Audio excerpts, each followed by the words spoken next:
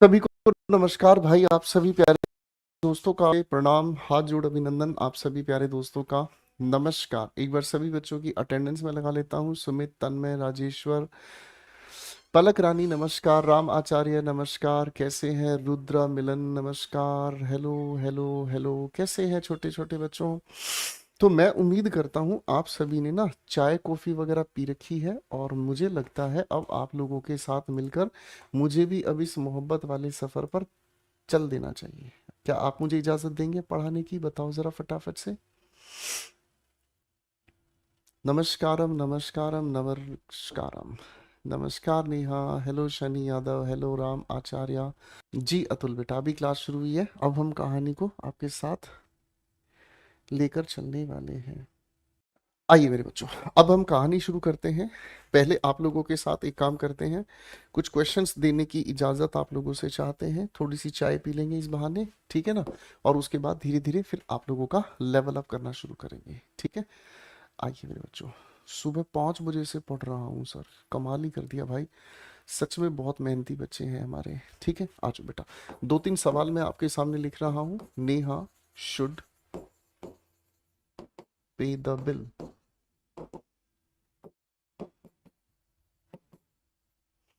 Kiran will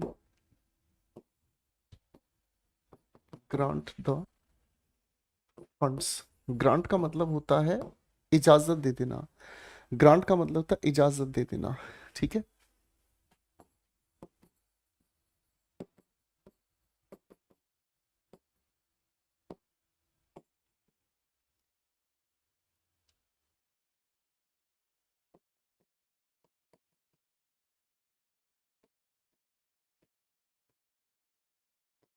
beaten का मतलब पीटा जाना। स्टॉकर का मतलब छेड़खानी करने वाला। स्टॉकर का मतलब होता है छेड़खानी करने वाला।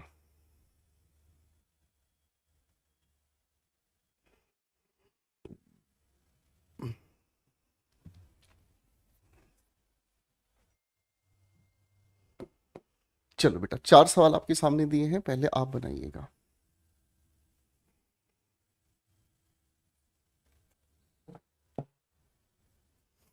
बनाइए बनाइए।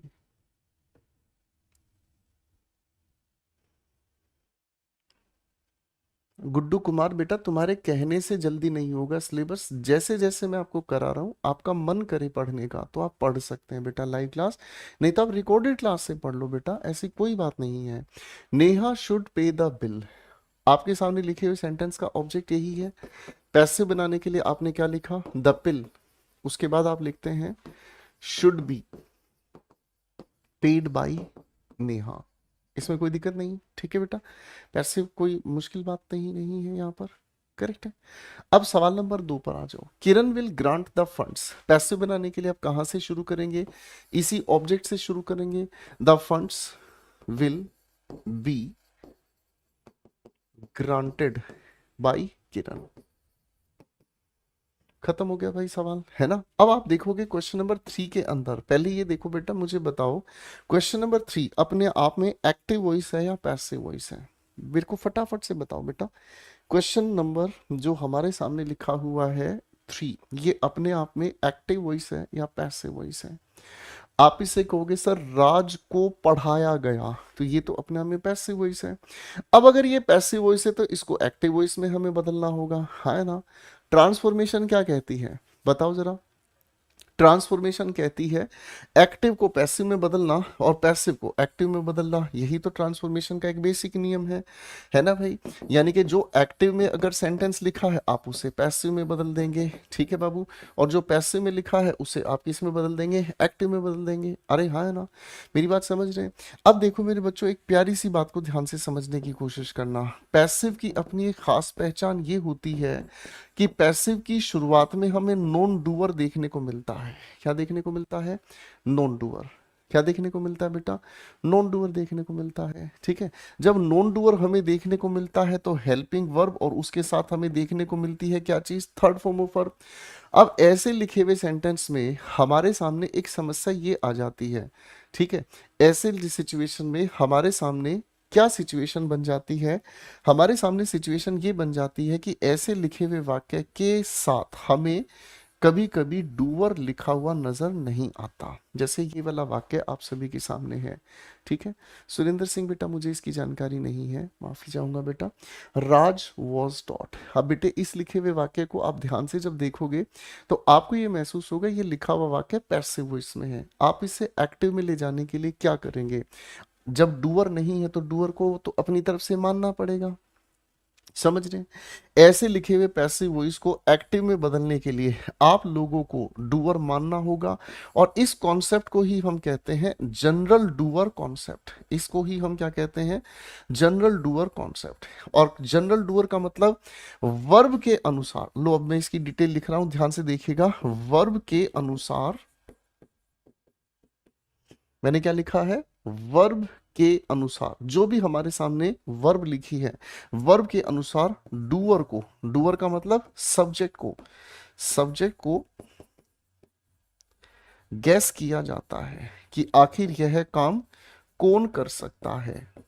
मैंने क्या बोला, आखिर यह काम कौन कर सकता है, हमें यहां पर इस सिचुएशन को गैस करना पड़ता है। अब ध्यान से समझिएगा, यहां वाक्य लिखा है बेटा, राज वॉज टॉट, राज था, पढ़ाया गया। ठीक है ना जी, तो पढ़ाने का काम कौन कर सकता है, आप यही कहोगे सर पढ़ाने का काम कर सकता है टीचर। अरे हाँ है ना, मेरी बात समझ रहे हैं? अब टीचर से पहले इंसान होने की वजह से प्रेपोजिशन बाई हमने लगा दी। अरे हाँ है ना, तो इसका मतलब हमें समझ में आया, इसी लिखी हुई वर्ब के अनुसार हम लोगों ने जो डूअर है उसको क्या किया है, गैस किया है। ठीक है, यहां तक की बात समझ में आ गई बेटा, यहां तक की बात समझ में आ गई बेटा, हाँ है ना। अब दोस्तों इसका एक्टिव बनाने में कोई भी दिक्कत नहीं है, हम क्या कहेंगे, द टीचर, और ये पास्ट इंडेफिनिट का पैसिव है तो हम लिख देंगे the teacher taught Raj, the teacher taught Raj, खत्म हो गई बात। अरे हाँ है ना, बात समझ गई। सवाल नंबर 2, स्टॉकर का मतलब होता है जो पीछा करते हैं, लड़कियों का पीछा करते हैं। वॉज बीटन, पीटा गया था। ठीक है ना जी, स्टोकर को पीटा गया था। अब पीटने का काम कौन करेगा साहब, ये भी तो सवाल हो गया। आप कहोगे सर पीटने का काम तो पब्लिक करती है ना, पब्लिक करती है। अरे हाँ है ना, ठीक है जी। अब मेरे बच्चे जब आप इसका एक्टिव वॉइस बनाएंगे तो क्या कहेंगे, द पब्लिक। बीट की सेकंड फॉर्म बीट होती है, बीट द स्टॉकर। क्या आप मेरी बात समझ पाए मेरे बच्चों? ठीक है जी, मेरी बात समझ रहे हैं? क्या आप मेरी बात अच्छे से समझ पाए बेटा? इसी चीज को दोस्तों हम लोग कहने का काम करते हैं क्या, इसी चीज को हम कहते हैं जनरल डूअर का वर्ब से गैस करना।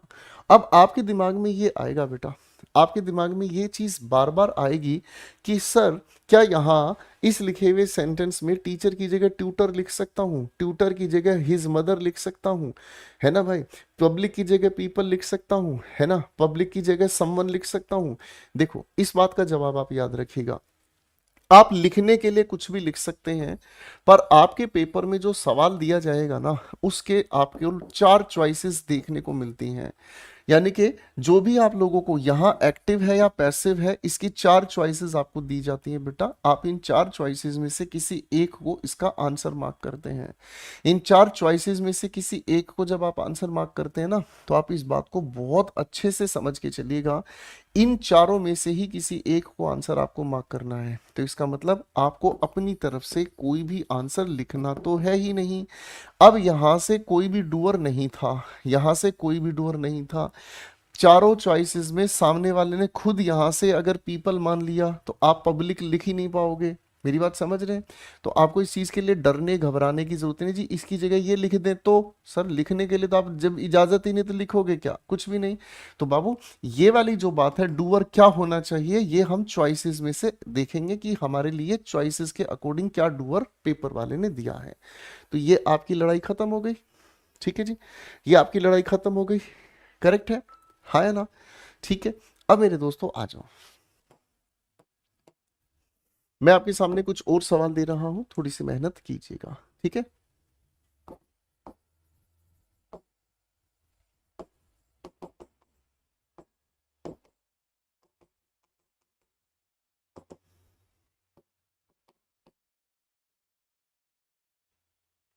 क्वेश्चंस को ध्यान से पढ़ने की कोशिश कीजिएगा। हम्म,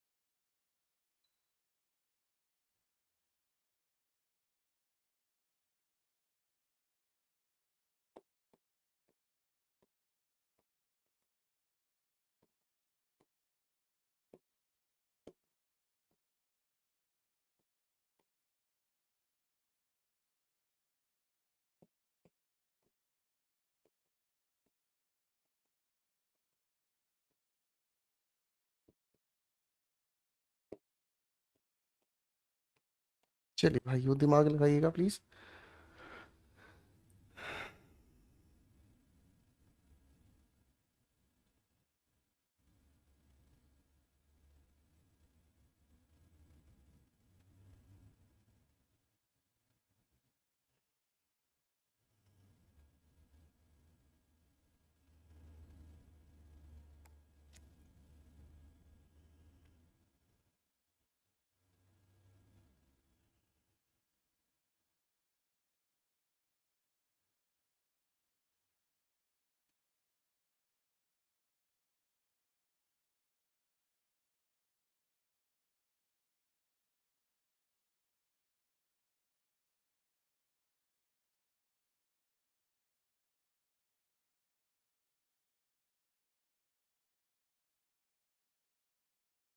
जल्दी से बनाओ बेटा, फटाफट से।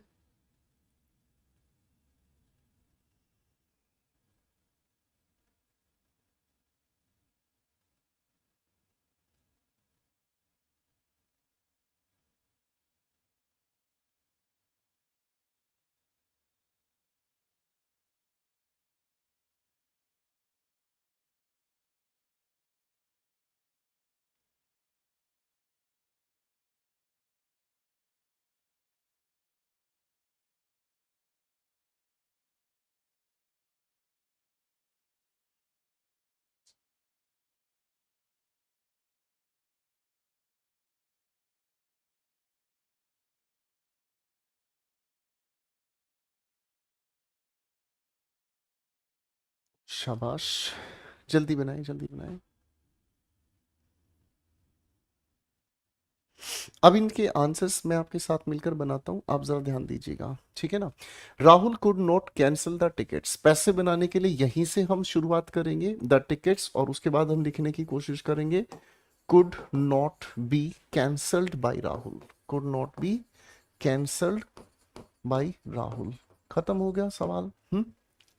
Shekhar new the culprits, culprit को हम कहते हैं अपराधी, ठीक है। पैसे बनाना है, यहीं से शुरू करेंगे, द कल्प्रिट्स, और उसके बाद हम लिखने का काम करेंगे वर नोन टू, और उसके बाद हम लिखने का काम करेंगे जो भी है, ये शेखर है या शिखर है।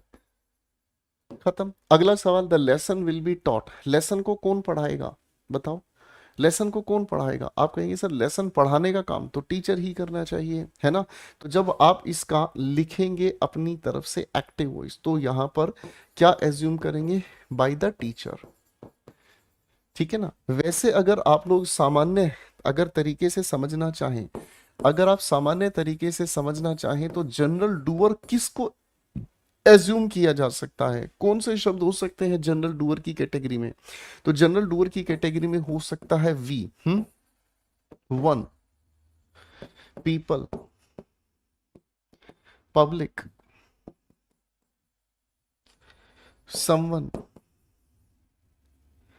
दे। जनरल डूअर की कैटेगरी के ये शब्द हैं, आप इनको थोड़ा सा ध्यान से देखने की कोशिश कीजिएगा।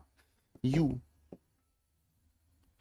Everyone, all. इन शब्दों को एक बार थोड़ा सा लिखकर आप मेरे साथ याद कर लीजिएगा, ठीक है ना, ठीक है ना। या कभी कभी वर्ब के अनुसार, कभी कभी वर्ब के अनुसार कुछ स्पेसिफिक शब्द हो जाते हैं जिनको आप एज्यूम करते हैं, ठीक है। अब मेरे बच्चों, इस सवाल की अगर हम बात करते हैं, पैसिव बनाने पर जाएंगे हम, तो बहुत ही आसान हो जाएगा। क्या कहेंगे? The teacher will teach the lesson. अगला सवाल, the road is being repaired. अब मुझे ये बताओ बेटा, रोड को रिपेयर करने का काम कौन करेगा? जल्दी से बताएं, रोड को रिपेयर करने का काम कौन करेगा? बताइए बताइए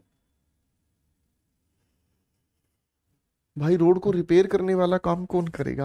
आप कहेंगे सर लेबरर ही करेंगे, और तो कौन करेगा? बाय द लेबरर, ठीक है भाई। अरे हाँ, है ना, क्या आप मेरी बात समझ रहे हैं? एक मिनट रुक जाओ बेटा, आओ भाई। अब थोड़ी सी बात आगे हम देखने की कोशिश करते हैं, इसका एक्टिव बनाते हैं। द लेबरर, लेबरर नहीं, लेबरर्स, बहुत सारे मजदूर रोड को रिपेयर करेंगे, लेबरर्स आर रिपेयरिंग। इस बीइंग को कॉन्टिन्यूस में लेकर चलेंगे, जो प्रेजेंट की हेल्पिंग वर्ब है, प्रेजेंट की हेल्पिंग वर्ब रहेगी रिपेयरिंग द रोड। खत्म। अगला सवाल, she looks after the child. एक बार सारे बच्चे, जरा इसका पैसिव मुझे बताइएगा। एक बार सारे बच्चे, जरा इस लिखे हुए वाक्य का मुझे पैसिव बता देंगे।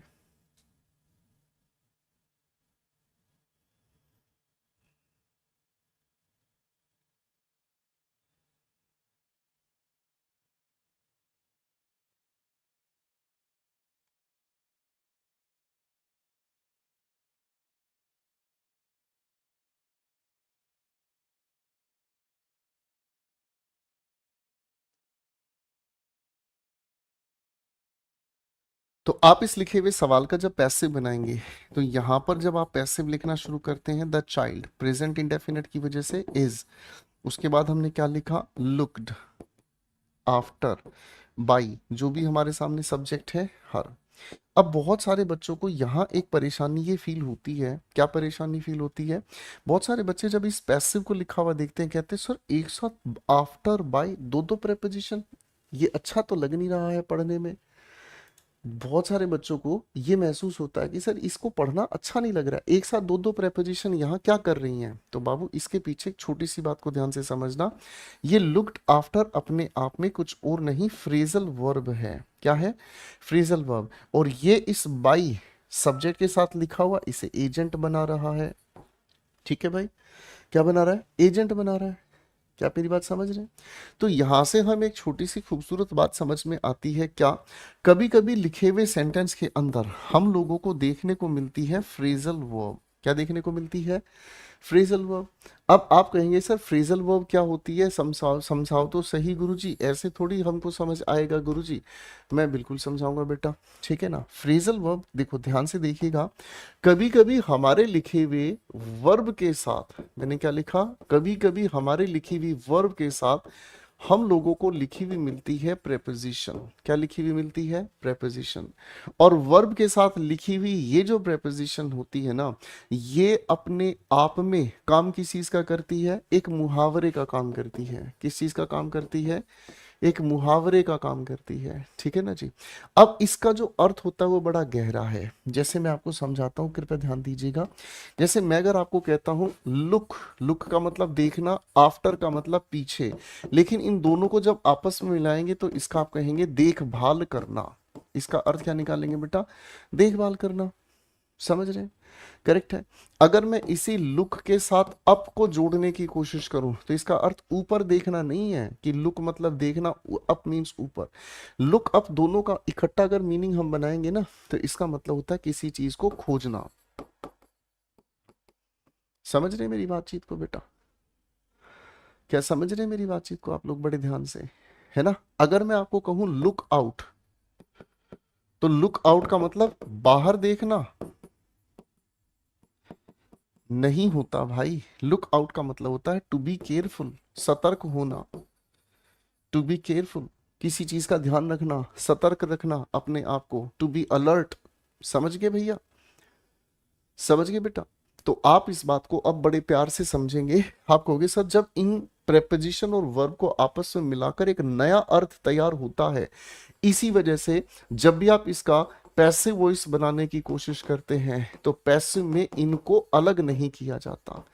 पैसिव में इनको अलग नहीं किया जाता, अलग नहीं करना।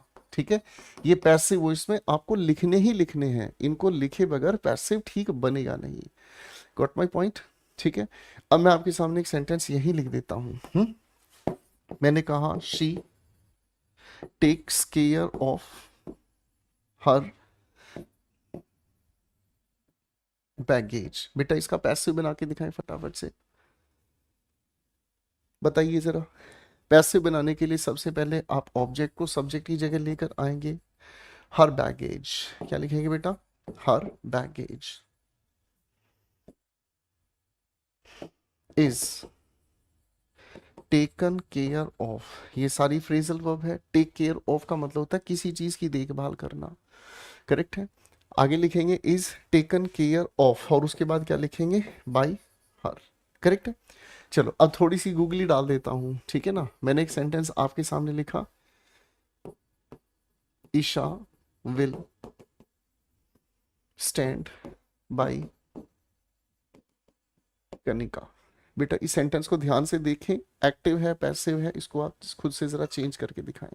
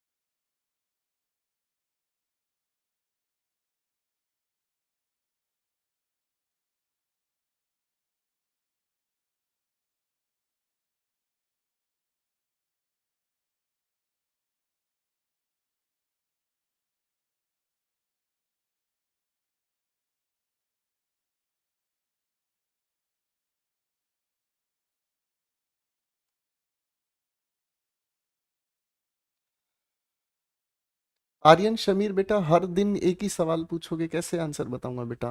इस पेपर के लिए, उस पेपर के लिए, सभी इंग्लिश का मतलब इंग्लिश होता है भाई, सभी पेपर के लिए होता है।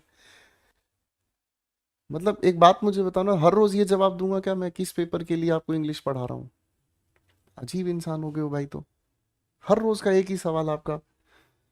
3 सवाल हमारी क्लास के नालायक बच्चों की पहचान है। सर वो कैब कैसे याद करें, सर वो कैब कब पढ़ेंगे, सर वो कैब कैसे पढ़नी है। 3 सवाल बच्चों के रेगुलर हैं। ये बैच सर उस पेपर के लिए चल जाएगा, ये बैच इस पेपर के लिए चल जाएगा, ये बैच उस पेपर के लिए चल जाएगा। ये 3 सवाल रेगुलर हैं बच्चों के। और ये वो बच्चे हैं जो बिल्कुल नहीं पढ़ना चाहते। क्यों? क्योंकि इन्हें इन चीजों से कोई लेना देना नहीं है। इनको झूठे वायदे चाहिए। इनको हर बात के लिए ये वायदे चाहिए कि सर क्लास में आए, हर रोज ये बताएं कि बेटा तुम्हारे इस पेपर को हम तैयार कर रहे हैं। भाई अजीब ही इंसान हो गए बेटा, बहुत गलत इंसान हो भाई। Isha will stand by Kanika. बाबू यहां से हमने पैसे बनाना शुरू कर दिया। ठीक है, ये हो गया हमारे सामने ऑब्जेक्ट को सब्जेक्ट की जगह लेकर आना। हमने इस विल को यहां पर लिख दिया, कोई दिक्कत नहीं। पैसे बनाने के लिए इसके साथ बी हमने जोड़ दिया। स्टैंड और बाई अपने आप में एक फ्रेजल वर्ब होता है। जब स्टैंड बाई का मतलब हमने क्या समझ में आ गया? जब स्टैंड बाई की बात हम करते हैं तो स्टैंड बाई का मतलब हमें समझ में आता है किसी इंसान के साथ खड़े होना, यानी कि किसी इंसान का साथ निभाना। हालात कैसे भी हो लेकिन हम आपके साथ हैं। मेरी बात समझ में आ रही है? ठीक है। तो बाबू ये अपने आप में एक फ्रेजल वर्ब है और ये अपने आप में एक फ्रेजल वर्ब है, तो यानी कि ये दोनों दिल से कनेक्टेड हैं एक दूसरे के साथ, इनको आप जुदा नहीं करेंगे। अब स्टैंड की थर्ड फॉर्म आप लोगों ने लिख दी स्टूड और ये लिख दिया बाई, यानी कि जो दिल से आपने जोड़ा था ये अपने आप में क्या है? आप कहोगे सर जी तो फ्रेजल वर्ब है, इसमें क्या दिक्कत है? अब हम यहां से पैसिव लिखने का काम करेंगे। तो पैसिव इस लिखे हुए ईशा को जब एजेंट हमने बनाया इंसान की वजह से, तो हम क्या लिखेंगे? बाई ईशा। अब सवाल दिमाग में ये समझ में आया होगा आप लोगों के कि सर जी ये जो बाई लिखा हुआ है, ये जो बाई लिखा हुआ है और यहां पर ये जो बाई लिखा हुआ है, इन दोनों में एक खासा फर्क है। क्या फर्क है? यहां इस बाई को देखेंगे तो ये अपने आप में फ्रेजल वर्ब परिवार का सदस्य है। यहां पर इस बाई को अगर हम देखेंगे तो ये पैसिव का एजेंट बनाने का काम कर रहा है। बात अच्छे से समझ में आ गई बेटा? बात समझ में आ गई बेटा? हाँ कि ना? जल्दी से बताओ, बात अच्छे से समझ आ गई? ऐसे लिखे हुए वाक्यों में अधिकतर हमें, मेरे बच्चों, ऐसे लिखे हुए वाक्यों में अधिकतर हमें कौन कौन सी वर्ब की प्रेपोजिशन देखने को मिल जाती हैं? वर्ब के साथ ऐसे लिखे हुए वाक्यों में हमें प्रेपोजिशन तो देखने को मिल ही जाती हैं। कौन कौन सी प्रेपोजिशन? कभी कभी इन, कभी ऑन, कभी आफ्टर, कभी अप टू, ठीक है ना? कभी अगर हम कहें तो बैक, ठीक है, आउट। ऐसी प्रेपोजिशन हमें देखने को मिलती है, इनको हम अलग नहीं करते, स्प्लिट नहीं करते। You got my point? Correct है? Fine. Is my point clear? ठीक है जी, हाँ या ना? ओके, चलो भाई, ये बात समझ गए। ठीक है, एक बच्चा कह रहा है सर ये देख के लगा हमें तो ये पैसिव वॉइस है। बेटा ये पैसिव वॉइस नहीं है। पैसिव वॉइस की क्या खास पहचान बताई थी पिछली क्लास में आप लोगों को? जब भी आप पैसिव बनाने का काम करते हैं, पैसिव की खास पहचान, हमें एक तो चाहिए थर्ड फॉर्म ऑफ वर्ब, ठीक है ना, और दूसरी बात हमें चाहिए या तो is am are was were जो कि बी की फॉर्मेशन है, ठीक है, या फिर हम लोगों को क्या चाहिए, बी के कोई भी फॉर्म के साथ हमें थर्ड फॉर्म जोड़नी है, ठीक है ना। अब मेरे बच्चे अगर पैसिव के अनुसार हम देखने की कोशिश करें तो ये स्टैंड अपने आप में फर्स्ट फॉर्म है, अरे हाँ है ना। पैसिव वॉइस तो नहीं होगा। पैसिव के लिए हमने यहाँ क्या लिखा, स्टूड लिखा जो कि थर्ड फॉर्म है, हाँ है ना। अब यहाँ बी इस विल के साथ बेस फॉर्म बनाने के लिए बी हमने लिख दिया। समझ में आ गया? करेक्ट है। यही चीज तो कह रहा है, इसे समझते, इसीलिए तो मैं आर्यन शमीर को भी कह रहा था बेटा पढ़ाई पे ध्यान दो। पेपर में अगर ऐसा सवाल आ गया आप तो इसे गलती से पैसिव समझ लोगे जबकि ये एक्टिव वॉइस है। समझ रहे हो? और बाबू एक दिन बताया जा सकता है एक सवाल का जवाब, 2 दिन, 5 दिन, 10 दिन, इतने सारे टॉपिक पढ़ते पढ़ते मेरे ख्याल से मैं सैकड़ों बार ये जवाब दे चुका हूं कि हर एक पेपर के लिए इंग्लिश तैयार होती है बेटा। मैं ये सैकड़ों बार जवाब दे चुका हूं कि वोकेबलरी पढ़ोगे भूल जाओगे, पढ़ोगे भूल जाओगे, बार बार पढ़ते रहना है। और बाबू आप इतने छोटे बच्चे नहीं है, आप इतने छोटे बच्चे नहीं है कि एक ही बात को हर रोज मैं आपको बताऊंगा। अब आप इतने मेच्योर हैं, आपको अपना करियर दिखाई दे रहा है, आपको अपनी नौकरी दिखाई दे रही है कि यार मैं अगर सीरियस नहीं हुआ पढ़ाई में मेरी नौकरी मेरे हाथ से छूट जाएगी, मैं नादानी में 1 साल 2 साल और पीछे चला जाऊंगा। ये इतनी समझ सभी को है। आप छोटी सी गलती से अपने आप को बर्बाद ना करो बेटा, चीजों को फोकस्ड होके समझो, ठीक है, नहीं तो छोटे छोटे क्वेश्चन भाई साहब पेपर में भूत बना देते हैं। मैं गलत तो नहीं कह रहा हूं, क्या कोई मेरा बच्चा मेरी बात से बताओ गलत कह रहा है कि सर मैंने गलत कह दिया आपको?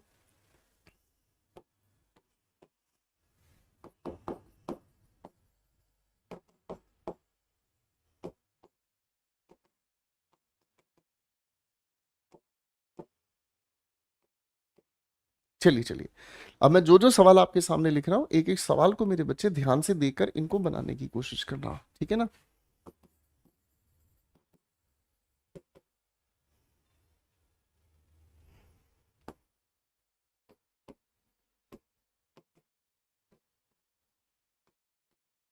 बिल्कुल एक एक करके क्वेश्चन को ध्यान से समझने की कोशिश करना, ठीक है। गलती हो सीखो, जल्दबाजी में नहीं पढ़ना, ठीक है ना।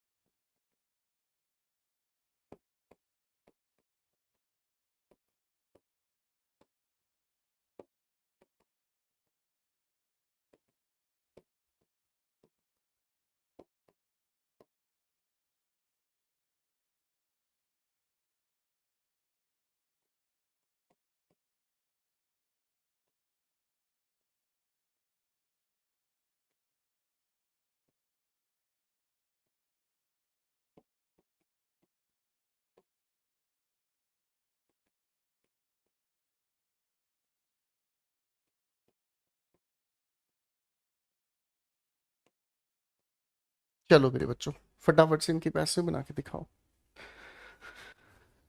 ना ना ना ना ना ना ना ना।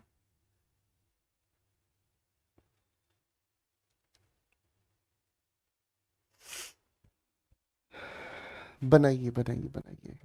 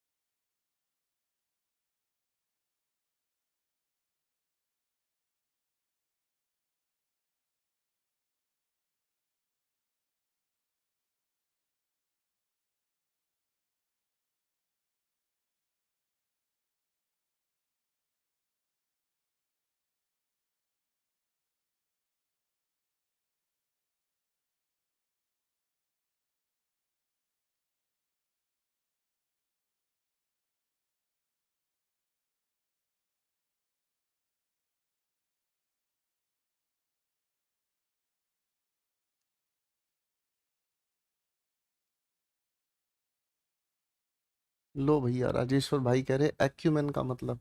वाह, वाह बिस्मिल वाह।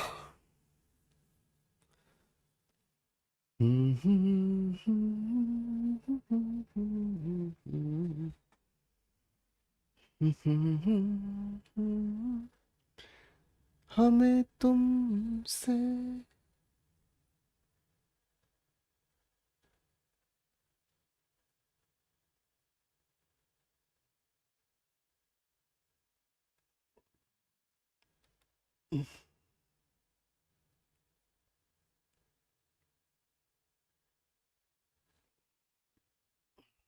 बनाई बेटा बनाई।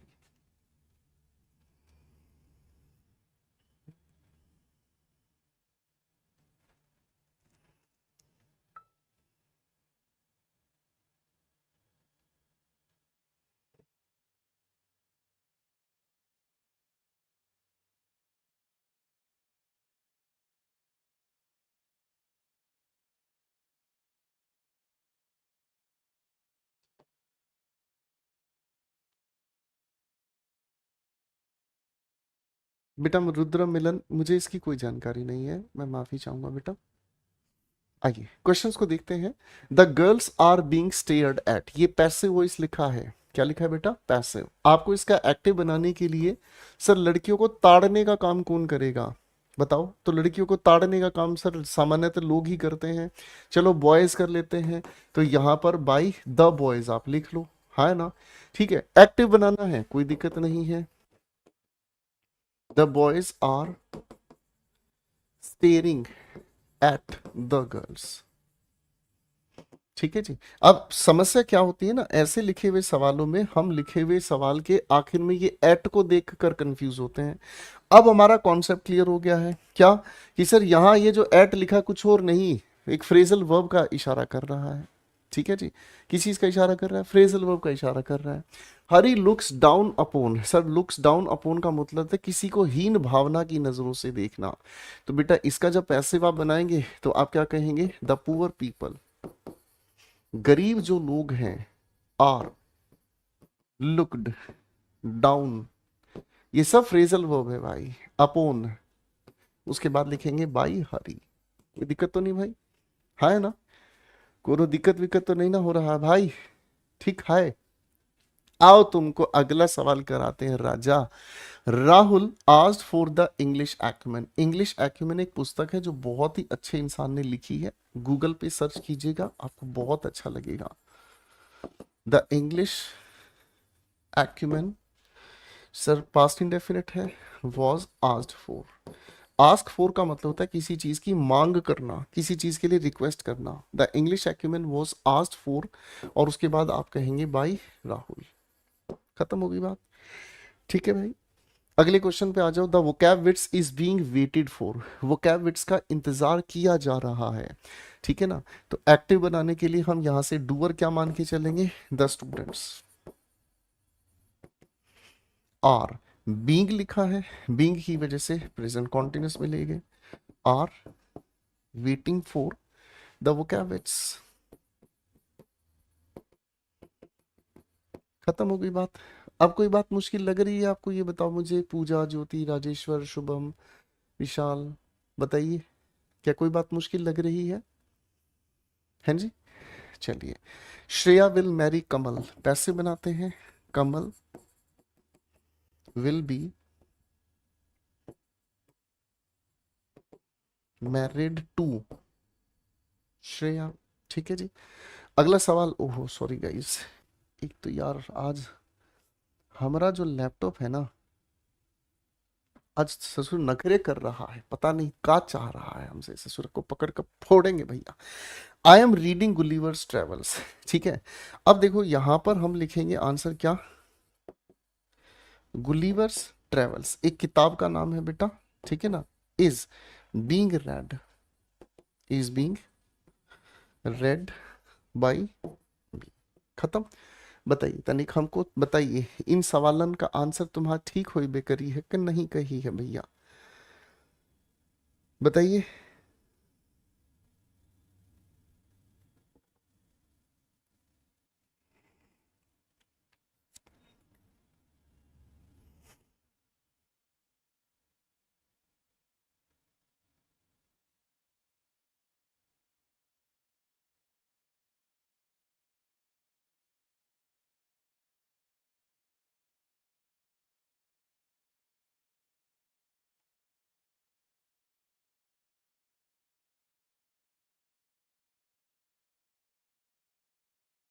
शाबाश। तो आप क्या कहेंगे?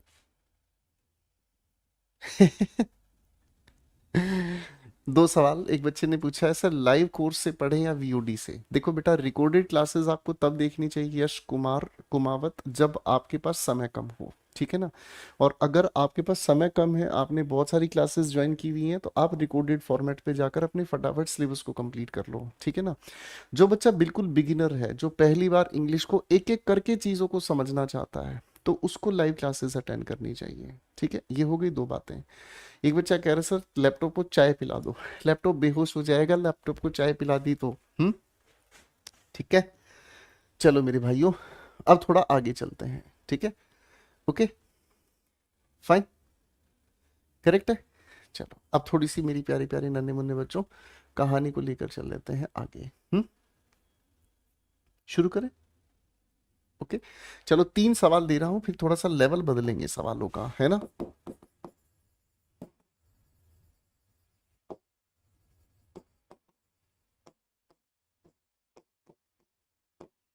मैं कुछ सवाल आपके सामने जो लिख रहा हूं, एक बार आप थोड़ा सा इन पर ध्यान दीजिएगा, ठीक है ना। द रूम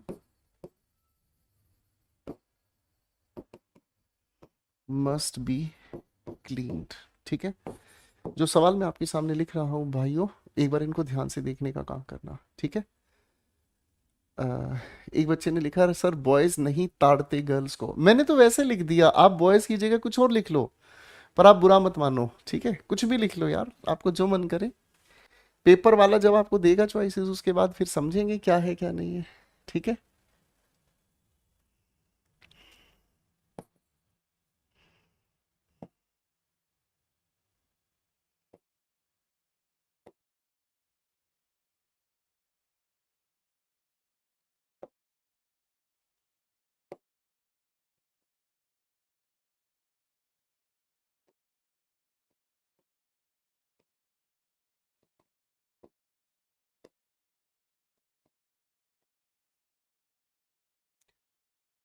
चलिए, अगर आप में से कोई भी स्टूडेंट दिल्ली से है, अगर आप में से कोई भी स्टूडेंट दिल्ली से है, दिल्ली से है, और उसको लगता है कि उसकी राइटिंग हिंदी और इंग्लिश में बहुत अच्छी है, मेरे बच्चों, अगर आप में से कोई भी बच्चा जो दिल्ली से है और उसकी हैंडराइटिंग उसे लगता है कि बहुत अच्छी है, अच्छे से समझ आ सकती है हर किसी को, तो वो बच्चा अपने कुछ लिख कर पेजेस, ठीक है ना, आप मुझे इंस्टाग्राम पर मैसेज भेज सकते हैं, ठीक है ना। आप मुझे इंस्टाग्राम पर मैसेज भेज सकते हैं, ठीक है। तो जो बच्चा अच्छी हैंडराइटिंग, जो दिल्ली से ही है, सिर्फ केवल दिल्ली से, जो इन ऑफिस मेरे साथ मिलकर काम करना चाहता है, तो उसका मैं स्वागत करना चाहूँगा। इंस्टाग्राम पर आप मुझे 5-6 पेजेस की हिंदी और इंग्लिश की, ठीक है, फोटोज क्लिक करके भेज सकते हैं, ठीक है। अगर अच्छी हैंडराइटिंग है तो फिर मैं उनको कोई छोटा सा एक जॉब ऑफर देना चाहूँगा, ठीक है। ओके।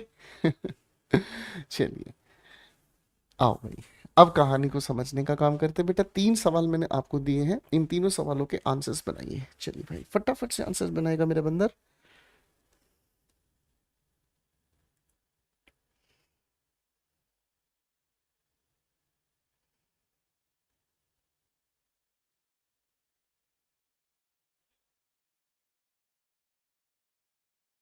बनाइए भाई।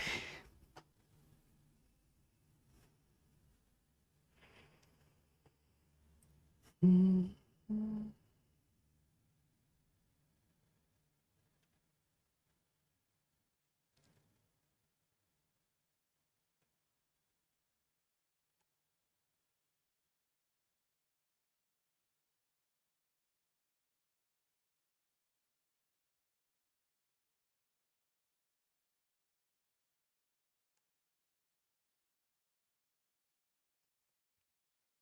बनाइए बेटा।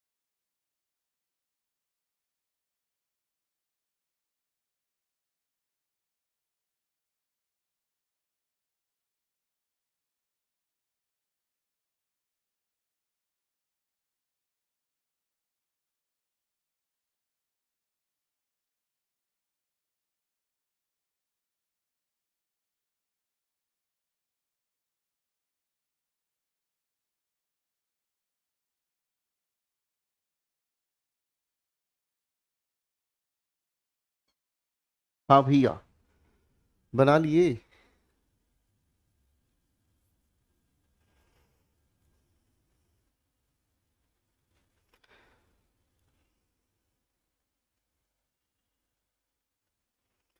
एक बालक का हमारे लिए प्रस्ताव है। बालक कह रहा है, सर आप पेपर में जो सवाल करते हैं, आप ऐसे क्यों नहीं करते हो? पेपर में तो ऑप्शन आता है, ठीक है, आम से अपनी प्रैक्टिस सेट कर दो, उसमें भी ऑप्शन नहीं होते हैं। बहुत बढ़िया आप कह रहे हो बेटा। कौन से क्वेश्चंस में ऑप्शंस नहीं होते? अच्छा, ये जो आप कह रहे हो कि इनकी डायरेक्ट प्रैक्टिस करा दूं, मतलब ये तो वो काम हो गया कि पहले मैं आपको बेसिक्स आपके तैयार करवाऊं या सीधे क्वेश्चंस पर ले जाऊं? आपने बड़ी बुद्धिमानी की बात की मेरे बेटा। मुझे बताओ कि पहले बेसिक्स आपके क्लियर करवाऊं या सीधे ऑप्शन वाली पीडीएफ खोल के आपकी प्रैक्टिस करा दूं? है, मतलब चलना सिखाऊं या सीधा दौड़ना सिखाऊं, आप मुझे बताओ। They turn down the proposal. The proposal was turned down by them. The room must be clean. कमरे को कौन साफ करेगा? कोई भी कर दे, मम्मी पापा भाई बहन। हमने यहाँ पर लिख लिया बाई समवन। समवन की जगह आप क्लीनर भी लिख सकते हैं भाई। समवन की जगह आप यहाँ क्लीनर भी लिख सकते हैं, ठीक है ना। साफ करने वाला इंसान कोई भी हो सकता है, देयर में be a cleaner and anybody else, ठीक है ना। Someone must clean the room. खत्म हो गई बातचीत भाई। अरे हाँ है ना, ठीक है। अगले क्वेश्चन पर आ जाओ बेटा।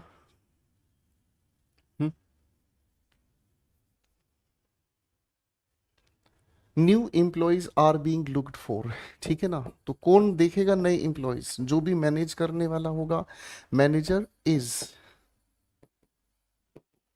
Looking for new employees. ठीक है भाई, यहां तक की बात आपको अच्छे से समझ आ गई? Thank you Vivek Yadav, thank you so much. खूब चंद भाई कह रहा मैं आपके दिल में रहता हूँ। बेटा दिल में रहो, कोई दिक्कत नहीं है, ठीक है। बस फ्रेश मत हो लेना दिल में बैठ के, पता चले आप दिल में बैठ के फ्रेश हो लो और सारे के सारे दिल में पोटी कर दो।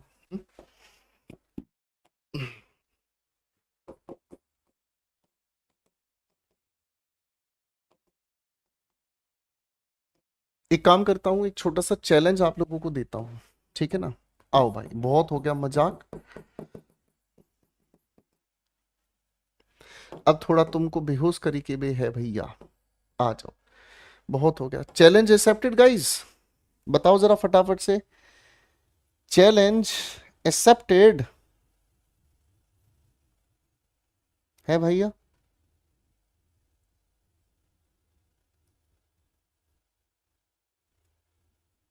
एक मिनट रुक जाओ भैया।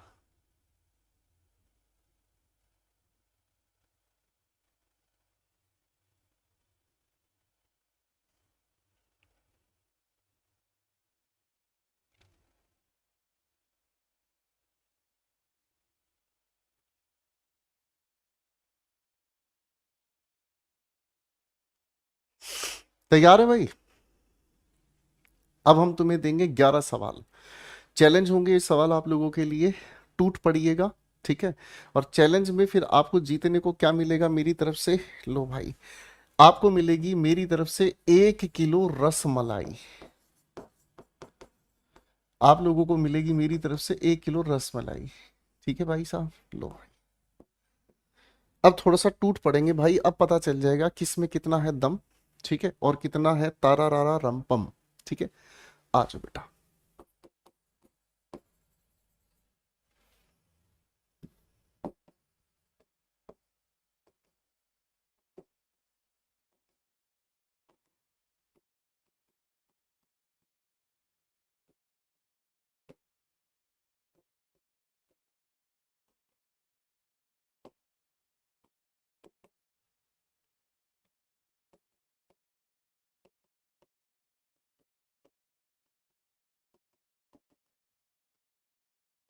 चलो भाई, अब इनके पैसे बनाइएगा फटाफट से।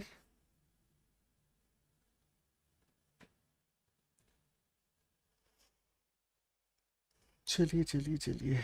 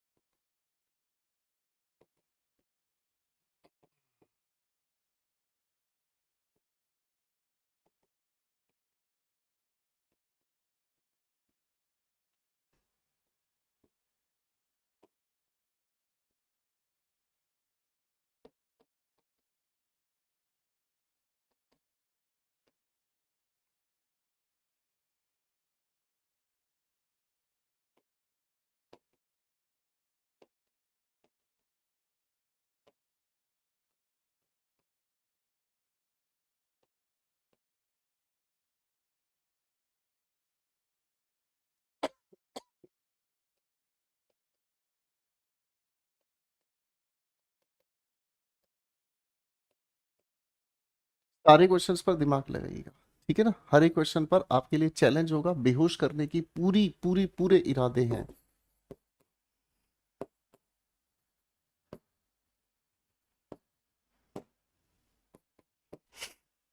ध्यान से।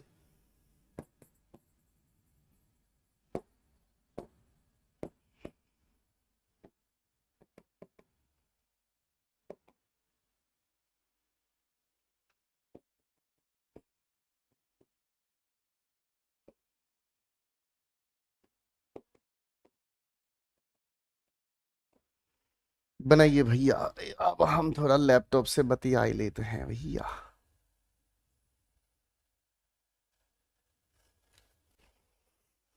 बनाइए भैया।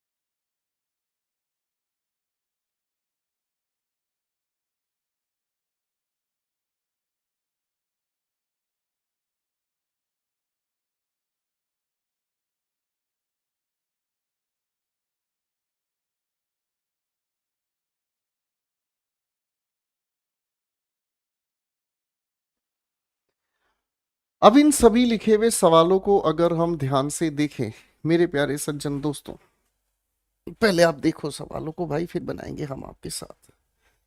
बनाओ पहले, बनाओ बनाओ बनाओ बनाओ।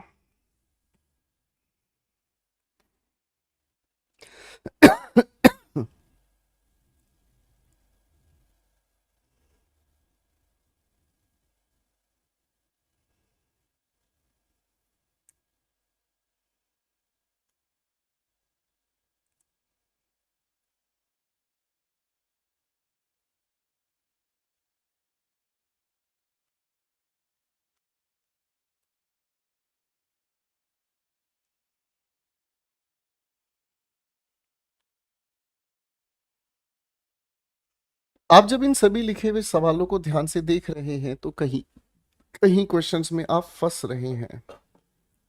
क्या मैं ठीक कह रहा हूं बेटा? हूं? आओ।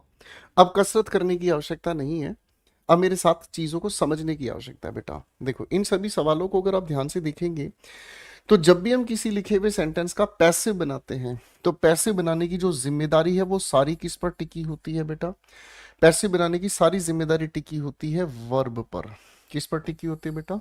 सेंटेंस का जब भी आप पैसिव बनाते हैं, तो पैसिव बनाने की जो सारी जिम्मेदारी है वो वर्ब पर टिकी होती है। अब वर्ब अपने आप में क्या करता है? वर्ब एक ऐसा शब्द है जो अपने आप में एक्शन बताने का काम करता है। क्या बताता है? एक्शन बताने का काम करता है। अब मेरे दोस्तों, एक्शन को दो हिस्सों में बांटकर हम पढ़ सकते हैं। मैंने क्या बोला आप सभी को बच्चों? एक्शन को आप सारे के सारे जो बच्चे हैं दो हिस्सों में बांटकर पढ़ सकते हैं। दो हिस्से कौन से हो गए? एक्शन का दो हिस्सा, मैंने क्या कहा? एक्शन का दो हिस्सा होता है, दो तरह से एक्शन होता है। एक जिसे हम कहते हैं ट्रांजिटिव, यानी कि वर्ब का पहला रूप कौन सा हो गया? Transitive verb.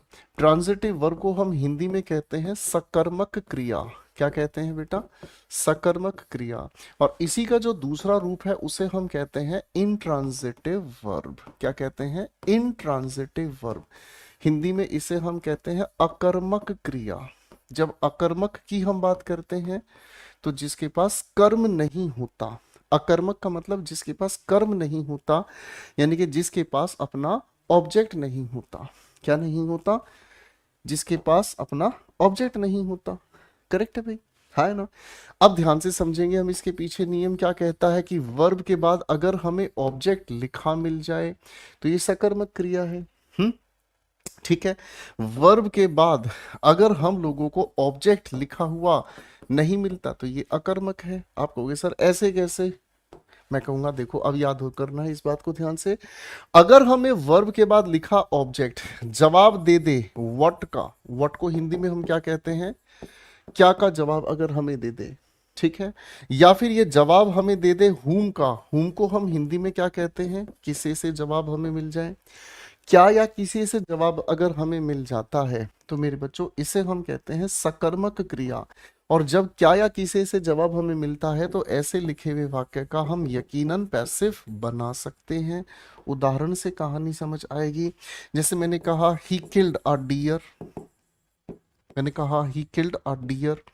पैसिव बनाना है तो आप क्या कहेंगे? A deer was killed by him. He killed whom, उसने किसे मारा? आपने कहा डियर। तो पैसिव बनाना आसान है। अरे हाँ है ना? मेरी बात समझ में आ रही है? मैं अगर आपको कहता हूं ही सैंग अ सॉन्ग, ही सैंग व्हाट? मैं अगर आपको कहता हूं ही सैंग अ सॉन्ग, ही सैंग व्हाट? उसने क्या गाया? आपने कहा गाना गाया। पैसिव बनाना है तो आप ये क्या कह देंगे? आप कह देंगे a song was sung by him. बन गया ना पैसिव आसानी से? हम्म बन गया ना पैसिव आसानी से? अब बेटा इंट्रांजिटिव वर्ब के ऑब्जेक्ट को कैसे पहचानेंगे?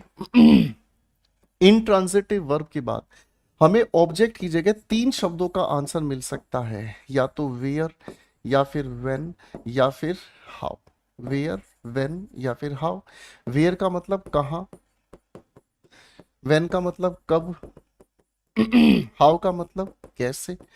अब इनमें से किसी का भी अगर हमें आंसर मिलता है, अगर इनमें से किसी का भी आंसर हमें मिलता है तो ऐसे शब्दों को हम ऑब्जेक्ट नहीं मानते। और जब ये ऑब्जेक्ट है ही नहीं किसी वर्ब के बाद तो ऐसे लिखे हुए वाक्य का हम लोग पैसिव भी नहीं बना पाते। जैसे मैं अगर आपके सामने कहता हूं ही सैंग वेल, अब देखो इसका पैसिव क्यों नहीं बन पाएगा? मैं अगर कहता हूं ही सैंग वेल, मैंने सवाल आपसे पूछा ही सैंग हाउ, उसने कैसे गाया? आपने कहा सर जी अच्छे से गाया। कैसे का जवाब अगर अच्छे से है तो आप समझ गए हैं, तो ये अपने आप में एक इंट्रांजिटिव वर्ब है। और इंट्रांजिटिव की वर्ब से इसका पैसिव नहीं बन पाएगा। ये बात समझ में आ गई बेटा? हाँ कि ना? ये बात समझ में आ गई? कुल मिलाकर इस पूरी बात का मतलब समझ आया कि वर्ब जब एक्शन बताती है तो केवल ट्रांजिटिव वर्ब का ही पैसिव हम बना सकते हैं। ट्रांजिटिव वर्ब के बाद हमेशा ऑब्जेक्ट हमें मिलता है जो क्या या किसे से जवाब देता है, इसका हम पैसिव बना सकते हैं। एक्शन बताने में इंट्रांजिटिव वर्ब जिसमें वर्ब के बाद कहाँ कब कैसे का आंसर देने वाला शब्द मिले तो वो ऑब्जेक्ट नहीं होता, इसलिए उसका पैसिव नहीं बन सकता। सवाल पर आ जाओ बेटा, पहला सवाल क्या कहता है? Sir she can do what, वह क्या कर सकती है? आपने जवाब दिया यह सवाल कर सकती है। सर ट्रांजिटिव वर्ब होने की वजह से पैसिव बना देंगे, हम क्या कहेंगे? This question can be done by हर, खत्म। ईशा विल स्कोल्ड हुम, ईशा किसको डांटेगी? आप कहोगे सर देम, ये भी ट्रांजिटिव वर्ब है, पैसिव बना देते हैं। They will be scolded by, आगे आपने लिख दिया ईशा, खत्म हो गई बात। ठीक है बच्चों, कॉन्सेप्ट समझ आ रहा है? अब मेरे सामने Naina woke up when, when का आंसर क्या है? At 7 AM। ये तो व्हेन का आंसर दे रहा है मुझे, यानी कि कब का आंसर दे रहा है। इनट्रांजिटिव पैसिव नहीं बन पाएगा, खत्म हो गई बात। नेहा इज गोइंग वेयर, आप कहोगे सर ये तो कहाँ का आंसर दे रहा है, वेयर का आंसर दे रहा है, इनट्रांजिटिव, इसीलिए इसका भी पैसिव नहीं बन पाएगा। हाँ जी, बात कुछ कुछ समझ आई? बात कुछ कुछ समझ आ पाई भाई? हाँ कि ना? ठीक है। अब मेरे दोस्तों इसी परिवार के कुछ और भी सदस्य हैं, इसी परिवार के कुछ और भी सदस्य हैं। अगर यहां लिखा है एक्शन, मेरे बच्चे यहां अगर हमारे सामने लिखा है वर्ब एक्शन बताती है, तो यहां हम लोग इसी परिवार में ठीक थोड़ा सा दूर निकलेंगे और एक्शन ना बताने वाली वर्ब को हम क्या कह देंगे? Non action. जो एक्शन नहीं बताती उसे हम क्या कह देते हैं? नॉन एक्शन कह देते हैं। तो यानी कि इसके अंदर जब एक्शन ही नहीं होगा तो ये तो स्वाभाविक है समझना कि इनका भी गुरुदेव पैसिव बनाना बिल्कुल संभव नहीं होगा। इनका पैसिव बनाना भी गुरुदेव बिल्कुल भी संभव नहीं होगा। जब एक्शन ही नहीं हुआ तो पैसिव कैसे बनेगा? इस कैटेगरी में दो आती हैं भाई, एक तो जो अवस्था बताने वाली वर्ब है और एक जिसे हम कहते हैं क्या? पोजेशन बताने वाली वर्ब है। ये दोनों की दोनों हमारी जो वर्ब्स होती है ना बेटा, ये एक्शन नहीं बताती। जब एक्शन नहीं बताती तो इनका भी पैसिव नहीं बनेगा। स्टेटिव वर्ब में कौन सी आ गई भाई हमारे सामने? Be, is, am, are, was, were, खाली बीन, खाली being, become, look, seem, appear, resemble. Resemble का मतलब होता है किसी से हूबहू मेल खाना। जैसे अगर मैं आपको कहूं कि किसी इंसान की शक्ल बिल्कुल हूबहू, पास आओ गले से लगा लो, हमको हमी से चुरा लो, रिजेंबल, हूबहू मेल खाना। ठीक है। तो ये सभी हमारी कौन सी है बेटा? सर स्टेटिव वर्ब्स हैं। ठीक है जी। पोजेशन, मैं अगर आपको कहूं कि मेरी जेब में एक पेन रखा है, मैं अगर आपको कहूं मेरी जेब में एक पेन रखा है, तो इसमें कोई एक्शन थोड़ी है, इसमें कोई भी एक्शन नहीं है। पोजेसिव वर्ब कौन सी होती है? जो किसी चीज पर अधिकार बताएं या किसी चीज के ऊपर अपना संबंध बताएं। अधिकार या संबंध बताने वाली कौन सी हो सकती हैं? Own, possess, belong, has, have, head का खाली प्रयोग, ये सभी नॉन एक्शन वर्ब्स हैं। कुल मिलाकर इनका हम पैसिव नहीं बनाते हैं भाई। इनका हम लोग पैसिव, समझ रहे? करेक्ट है भाई? फाइन। तो ये भी हमारे सामने बात हो गई। अब मेरे दोस्तों देखो, एक एक करके अब सवालों के जवाब हम बनाएंगे। Mohan is a good student, Mohan क्या है? सर क्या का भले ही ये जवाब दे रहा है, पर ये तो अपने आप में एक नॉन एक्शन वर्ब है, इसीलिए इसका पैसिव नहीं बन पाया। राज बिकेम सैड, राज उदास हो गया, बिकेम नॉन एक्शन है, इसलिए इसका भी पैसिव नहीं बन पाया। ठीक है भाई। अब दोस्तों एक छोटी सी आपकी परीक्षा है। सर ये जो सवाल देखो, आप लोग ना रसमलाई तो गए हो हार, इस बात को तो आपको मानना ही पड़ेगा। रसमलाई तो अब आपके जबड़े से बाहर गई, इसको तो आप हार गए हो, खत्म करो इस बात को, ठीक है ना। अब दोस्तों आपके सामने 5 सवाल हैं, ठीक है ना। क्या पता आपके रसमलाई तो निकल गई है हाथ से, अब हो सकता है कि आप लोगों के लिए शायद रस बच जाए, मलाई तो गई आपके हाथों से। 5 सवाल हैं, किसका पैसिव बन सकता है किसका नहीं बन सकता जरा खोजबीन जांच पड़ताल पूरी करो ठाकुर साहब।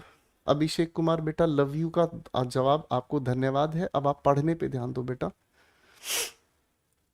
पढ़ने पे ध्यान दो बेटा।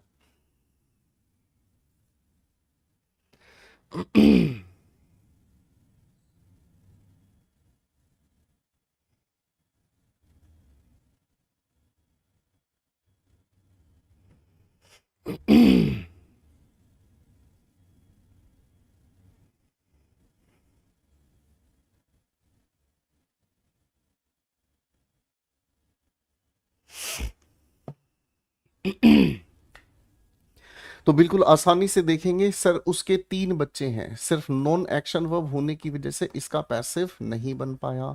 राखी बन गई है एक डॉक्टर, सर बन गई है तो एक्शन खत्म हुआ, इसलिए पैसिव नहीं बन पाया। वह खुश दिखता है, नॉन एक्शन वर्ब हो गई भैया, इसलिए पैसिव नहीं बन पाया है। नमन अपने पिता जैसा दिखता है, क्या हो गया, कोई एक्शन तो है ही नहीं, नॉन एक्शन, इसलिए इसका पैसिव भी नहीं बन पाया। यह घर मिस्टर दास का है, तो सर इसमें कोई एक्शन नहीं है, जब एक्शन नहीं है बेटा तो ये भी अपने आप में नॉन एक्शन हुआ, इसीलिए इसका पैसिव नहीं बन पाया। क्या आप मेरी बात समझ पा रहे हैं बेटा? ठीक है, किसी भी लिखे वाक्य का पैसिव नहीं ना बन पाया है भाई, करेक्ट है भाई, हाँ कि ना? ठीक है भाई। यहां तक की बात समझ आ रही है भाई, हैं जी, करेक्ट है। तो चलो मेरे भाई, मुझे लगता है आज आप लोगों ने मेरे साथ थोड़ा सा पढ़ा, लेकिन अच्छा पढ़ा, खुशी से पढ़ा। इससे ज्यादा तो और क्या ही कोई पढ़ेगा, जब दिल में बजे घंटियां ढैंग टैंग टैंग टैंग टैंग टैंग टैंग। चलिए मेरे बच्चों, थोड़ा सा मेहनत करेंगे, ठीक है ना।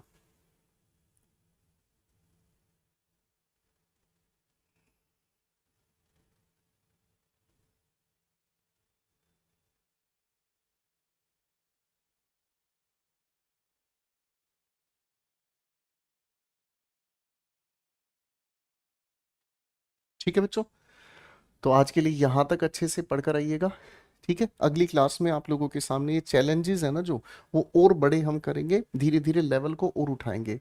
और आप सभी बच्चों से हाथ जोड़कर एक छोटा सा बहुत प्यारा सा रिक्वेस्ट है, क्लास में पढ़ाई पर पूरी तरह से ध्यान दिया करें। जो भी बच्चे क्लास में ध्यान नहीं देते हैं वो बाद में बहुत पछताते हैं।